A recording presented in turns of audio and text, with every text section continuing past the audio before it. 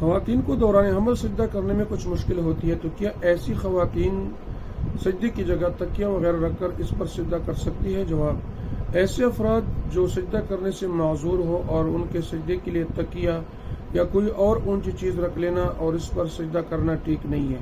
ایسے افراد کو اشارے سے سجدہ کرنا چاہیے اور رکوع کی بنسبت سجدے میں اپنی طاقت کے مطابق جھکنا ضروری ہے۔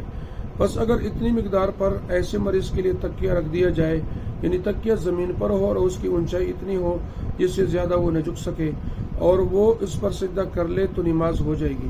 اور اگر تکیہ ان کی طاقت بھر جھکنے کی مقدار سے بلند رکھا گیا پھر ایسے شخص نے اس پر سجدہ کیا، تو اس صورت میں چونکہ مقدور پر جھکنا تکیے کی وجہ سے نہیں پایا گیا، لہذا اس کی نماز نہ ہوگی۔ بس مذکورہ صورت میں حاملہ خواتین کے لیے تفصیل بالا کی رعایت رکھنا ضروری ہے فقط، واللہ تعالی اعلم۔